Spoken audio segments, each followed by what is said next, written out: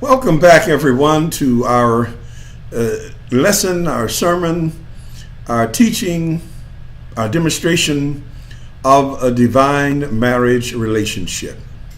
I'm so glad. My wife always wants me to put my hat over to the side. I hope it's right. Is it right? There it is. Okay. She would like that better. Okay. We are just having a good time in the Word of the Lord, and with my wife. I'm having a good time, and she's having a good time with me. And a lot of you are having good times with your mates. And so we are just enjoying and sharing on a weekly basis some of the things that we are experiencing. Our sermon, our lesson today, the sermon is based upon Ephesians 5:25.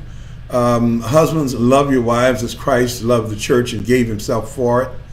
And our one of our main goals is to show how a divine relationship works and some of the benefits that you can have in having a divine marriage relationship.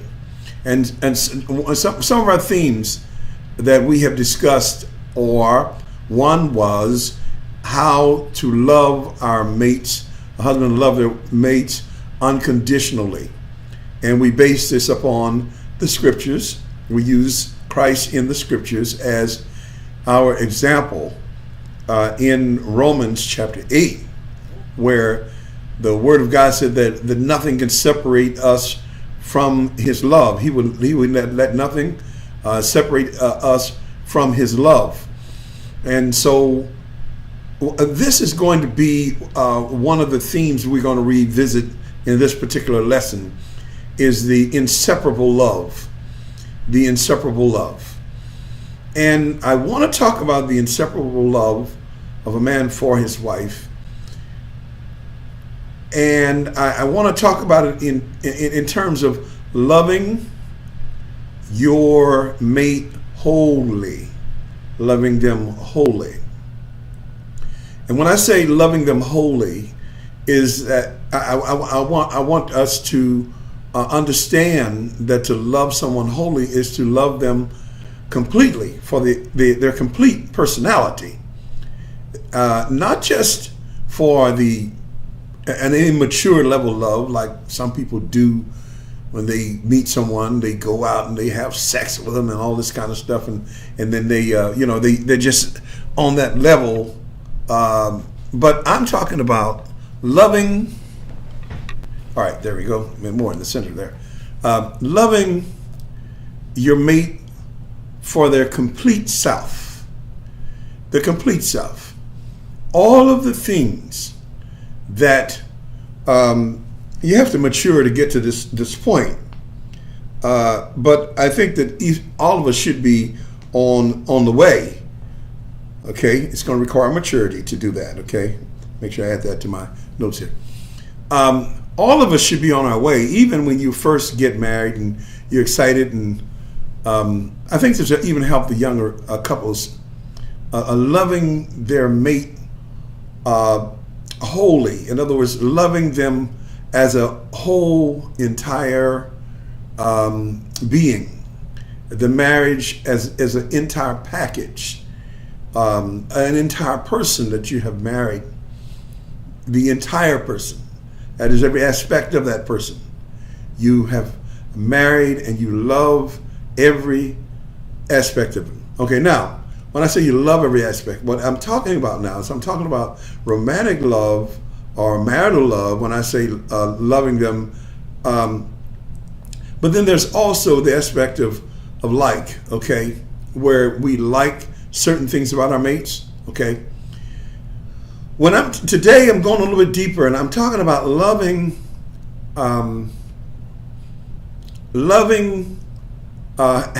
making a decision and a focus to love your mate.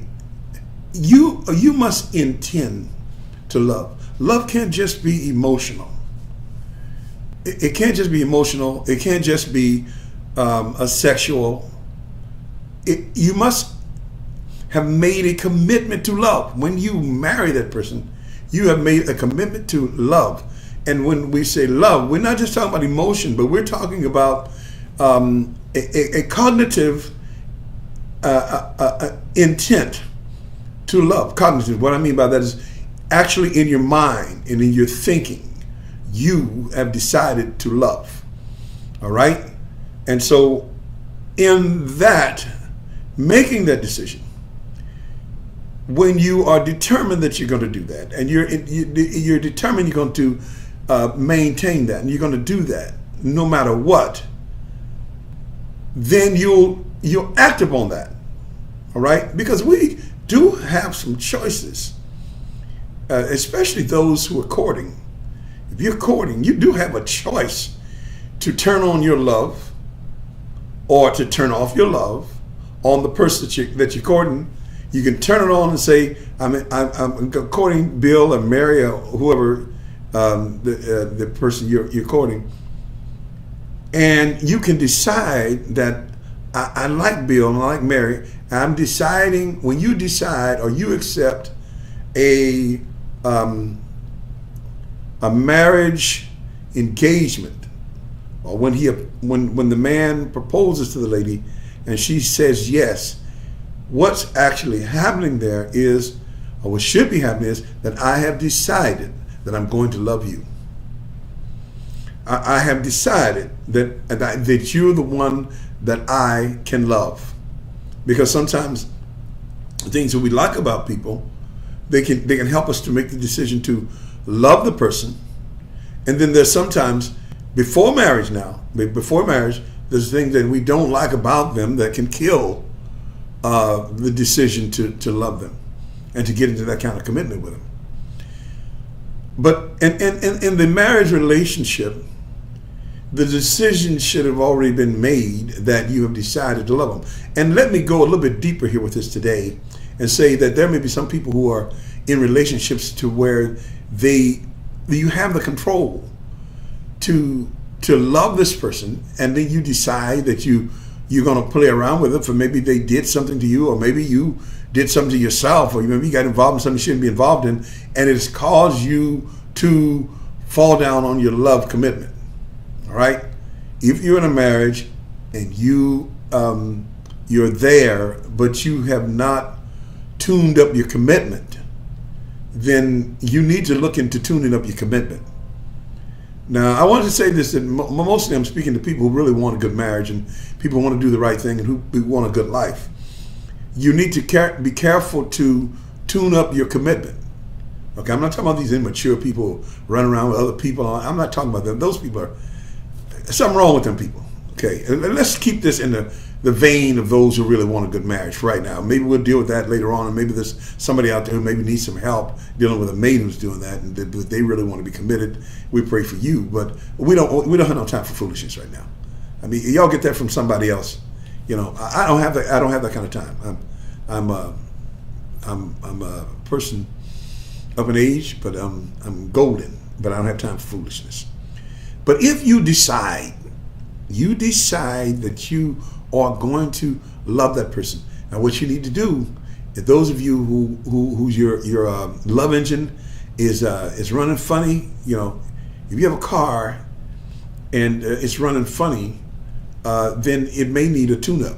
You may need to go in there and tune it up. You need to go and go out. One couple we were talking to, they were saying that we was encouraging them to go and to have fun together and go away.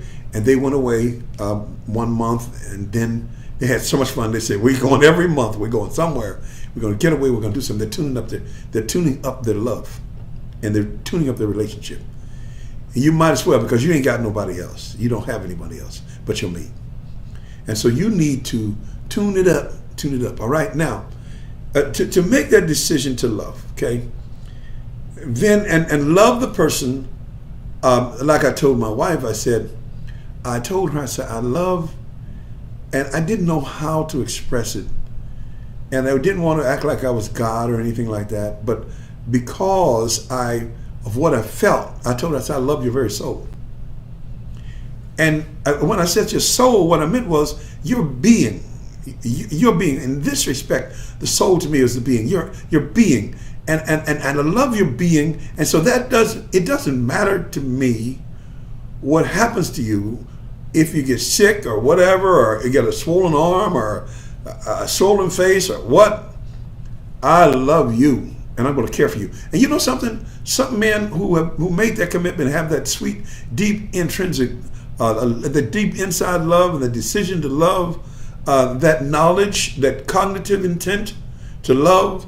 You know, when their mates get sick or whatever like that, it seems like that they get so wrapped up into caring about that mate that the love seems like it shows by the sick bed almost more than it did in life.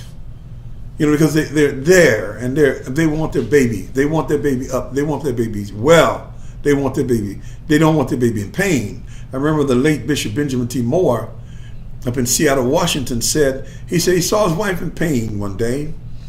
And he says, oh, only if I can get down and take that pain for her, I would take the pain for her. And so it doesn't matter. And if she's in distress, or if she's cleaning the house and got a towel around her head, or whatever, or whatever she's doing, or she's got a grandchildren, leave decorated with all food all over her and everything. And no matter what the situation, you have decided to love her. And when I said I'm trying to explain that I love you so, I meant the very inner person of you. I love the person of you, and it doesn't matter necessarily to me. I know what y'all saying. You're calling me a hypocrite because you're saying you don't know what you're talking about because your wife is so fine you've never been tested. Well, that's true, but at the same time, I do believe that she's always fine. You know, she's even fine. At home she's fine. I mean, she does things like set up pillows and have, you know, on the bed and different things around the house, and even down to her robes and things. I mean, she can actually be in a Vogue magazine. She could really be. So yes, she is fine, and she tries her best all the time. You know what I mean, to be nice, and she's a very clean person, and she fragrances and you know, I got the whole package. So I mean, I do, but at the same time, there have been moments when she was not ready to accept company. You know, I mean, she may have been not dressed so that she was not ready to accept company. And no, one lady came in the house and she said, "Oh, I don't care," but we do. We do care. We care about how you see us. So anyway, the point I'm trying to make is that there may have been some times when maybe she was not dressed like she was going to a convention. And so I still loved her so. And I still loved her on the inside. There may have been some situations to where she maybe had been stressed out about something. Maybe the kids stressed her out. Maybe people in the church world stressed her out. Maybe people in the business world stressed her out. And you can go through some real bad tests in life. Bad tests and trials in life. And maybe there were times when I stressed her out.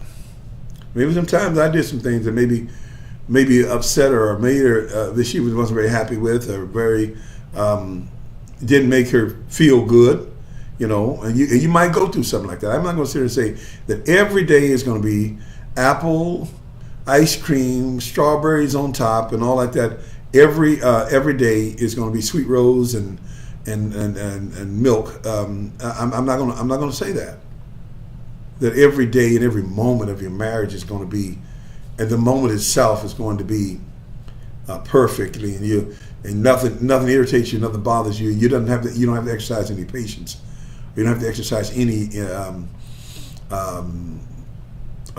effort to get through that difficult moment, to get through that difficult experience.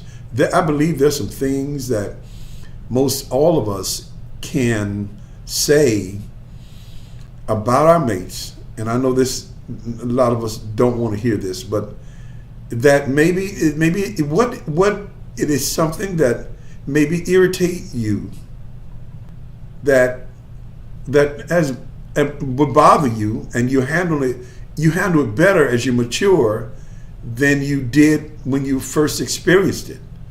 And when you first get married, you count up all of those things as far as you can see, because sometimes people don't show you their worst side when you're married. I remember teaching a class years ago, and I was telling some young men, and young women, I said, when you go out and court somebody, I said, the class was called Watch the Back Foot. I said, because they're going to put that best foot forward until they get you. Then when they get you, then they put that old ugly back foot with all that stuff, everything. You said, well, I didn't know this about this guy. I told you to watch your back foot, but you decided to love it. And so there's some kind of experience that, or something that maybe the wife does, or the husband does, when he does that. But let me tell you something. Probably everybody got when something that their mate makes them growl over. Everybody has something. But when you love the wife wholly, and you love your husband wholly, and you take all of those things with you in the marriage, your mate will, over time, some things will change. Now let's get this straight too. For those of you who newly married and engaged and all that kind of stuff, you are not 9 times out of 10. I'm gonna say this to the engaged people. Married people, we got a chance. But anyway, most of you do not marry somebody with it all in your mind what you plan for them to be. In other words, this about him, I'll change that. That about him, I'll change this. This about him, this about her, I'll change that. When I get through with them, they're going to be all together different person. The probability of you changing major things that are ingrained in a person is probably very low. So don't bank on it. Don't let the success of the marriage be based upon the success of the changes. Because if those changes don't come, then you really need to have already decided that you love the soul and that you love that person and that you will adjust. Because there's too many things that will not change. I was talking to a couple recently, and they were thinking about getting married, and one of them said, well, he's going to change this and he's going to change that. If you in your engagement and you haven't seen any changes, and changes ain't coming later, not that they're not coming later, but anyway, okay, that's for you people who engage and think about getting married. But for those of us who are married, when the change never happened, and I'm not talking about something crazy. I'm not talking about something extreme, like somebody committed adultery or got a woman on the side or a man on the side. I ain't talking about that. I'm talking about things that we should reasonably be able to work with our mates on. Things that maybe they're something about their idiosyncrasies. Let's just say, maybe for example, maybe a man doesn't like to be late.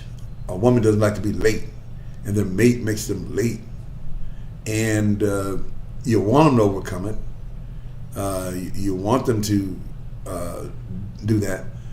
You might want to maybe get another car or try to plan. You have to outsmart the situation. Maybe fix it to where the person get it worked out some kind of way. All right, but the lateness would not be. You wouldn't want to destroy a whole good marriage off of lateness, even though this lateness could be really, and sometimes it can be serious, and the mate needs to try to see if there's anything possible they could do to help with the lateness. And sometimes you could help with the lateness. Say if a man has children or whatever, and the woman has to get the children to whoever's going to watch them or whatever, so they can go out. He might want to get involved and say, well, tell you what, I'm going to take the children over to the daycare, or I'm going to take them to the babysitter, or I'm going to, what have you got to do? Well, I got to go to the post office, and I got to do all this laundry or whatever, and I got to, well, tell you what, you don't have to do it All right, let me help you, or whatever. Is there anything I do to help us to be on time? All right, okay, you work with that. All right, but now, what I want to talk about when I talk about the holistic love is that when there are irritants, there are things that irritate you. The things that irritate you in the marriage. I better speed this up. I've been already 20 minutes into it now. Let me speed it up.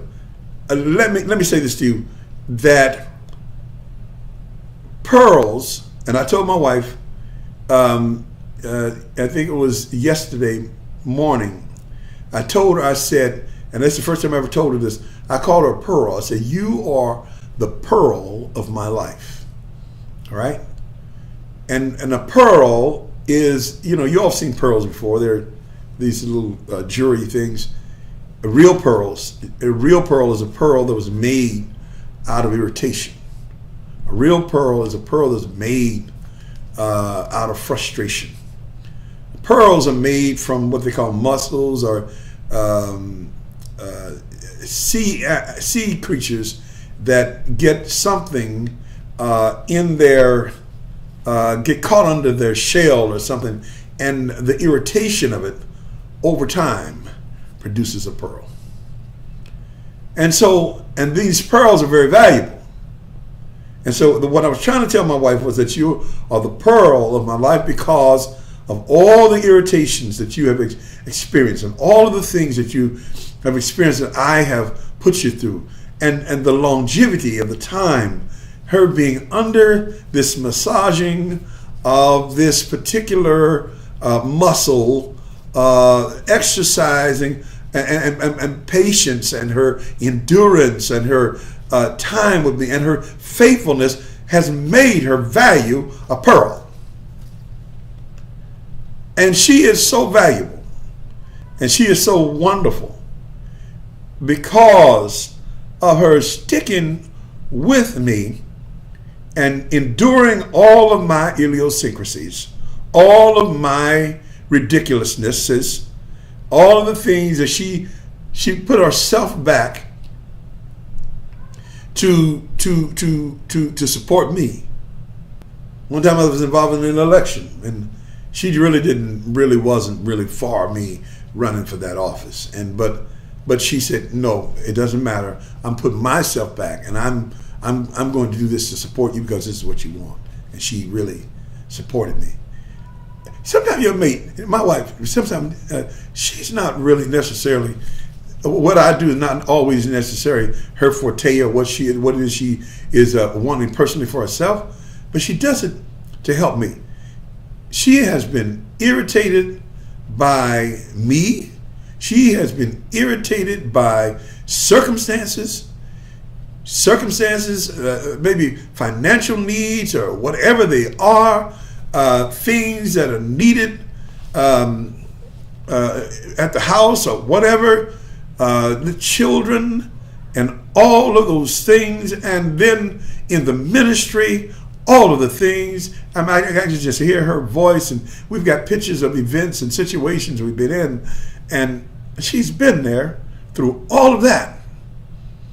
And so she's a pearl. The girl is a pearl. I'm telling you right there. And the thing about it, I just happen to have been blessed of God for her to not only be a pearl, but to look like a pearl. I mean, she's about the finest thing on this earth. And so I have decided to love her. And I didn't just think it up just yesterday either. But I appreciate her value. I think that's one of the main things that I was trying to say, and I was thinking when I thought about the pearl. I appreciate her value and how she has developed into such a fine person at this point in our lives. And I am just like a jeweler. I want to keep my pearl. I want to keep my pearl because my pearl has developed into one who loves, one who cares.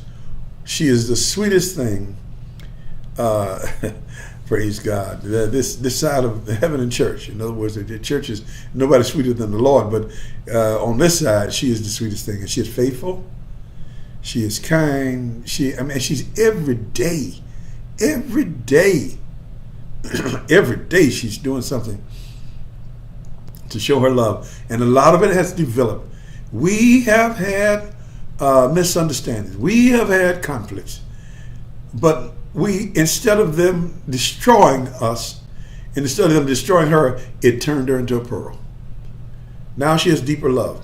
And with that, she has gained the right and privilege and seniority to be able to even irk me, even to have a little bit of something that just gives me, She has a right to that.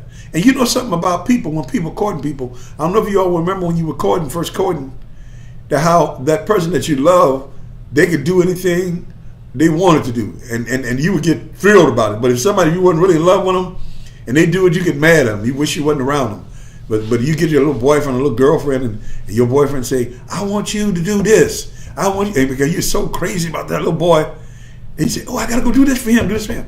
That's how a lot of girls get in trouble. But anyway, and then the ladies, when you really courting a lady, you like her, she wants you to pick her up, and you there and everything like that. But if you don't like her, you don't care about that. I ain't gonna spend my gas money on her. But if you love her, man, you spend the gas money on her and probably go in debt. Don't even tell her you're in debt. Now, when I was courting my wife, that was back in the days. She lived in Connecticut and I lived in St. Louis, and we would talk long distance.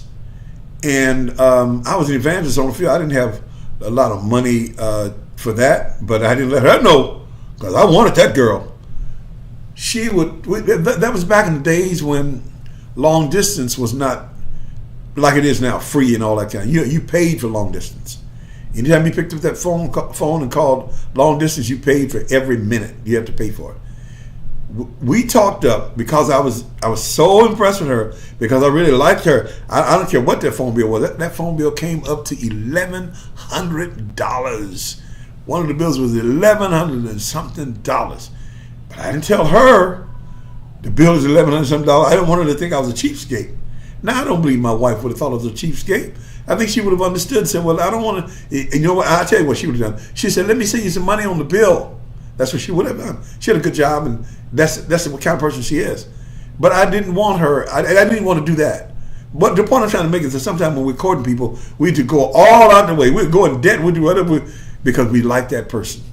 And so that's the way you have to continue to be, deciding that you love your mate is to, because I like her, I'll go all the way out for her. I mean, she could complain, she could nag, she could make me late, she could make me early, she could. I would just tell you all a little experience. Don't tell her I said this. I was going out, leaving the house last week, and had to go out and take care of some business. There was so much going on. I had some people calling me, had a lot of problems, and I didn't even want to tell her about these problems these people are having. I didn't want to tell her because I didn't want to upset her or frustrate her or add a dark shadow on her day. So I was so, and then I had some places that I had to go take care of business were closing, and I thought I told her early in the day that I was going to be leaving, but I got out in the car with all this on me and drove down the driveway about maybe a little ways, and she came out yelling and saying, hey, hey, hey. And then I had to stop the car, get out, go, and she told me, I didn't know you were leaving. And I said, well, I just told her. I said, I just told her the places I had to go. I didn't tell her in detail. But that was a little frustrating moment for me, and, so the point I'm trying to make is that even though there are frustrating moments for you, when she has a right, she has earned the right to stop any car I'm in. She has earned the right to be concerned about anything that she needs done, or any concern. She even has the right to come. She had one day when all these children and the bad people were pulling on her, and she was just not just talking real sweet all the way through it, because she always comes out on the other side talking sweet. But as she was going through that, you know what I mean, but I still said, and what I came up with then was, I said, you know something, it's good. And I came up the next morning and said, it's good for us to see all sides of one another, and it's good for us to experience the rough side of when one another's going together, because that proves our love more than everyday cherries and I love you, let's dance, let's dance. I mean, all of that every day, that's not reality. But some days, there's days when you need to extend that love, that arm of love and patience, and that arm of consistent love, and the decision to love. And when you're going through those kinds of things, you know, if there's every time when your mate is not at their best or something like that, that's the reason why you love them. That's why you married them, so you could be there even if they're not at their best. And I was just telling her that. And then I think it was after those experiences, when she had went through this frustration, that I thought to myself, and then I thought about how long she'd been. Then the idea came to me: she's a pearl. She's a pearl. She's been irritated by life and have come out to be a pearl. She's one of the sweetest people, and one of the finest people that walk the earth. And so I thank God for her, and I thank God for God blessing me with such a fine lady. And I'm just happy to be the man of her life. So let us learn to love one another holistically. Let's care enough to and love enough to take our mates wholly. Whatever they are, we love them. Whatever we like, we love them. Whatever it is not so pleasant to us, we love them. So love your mate wholly. God bless you, and thank you for tuning in on our lessons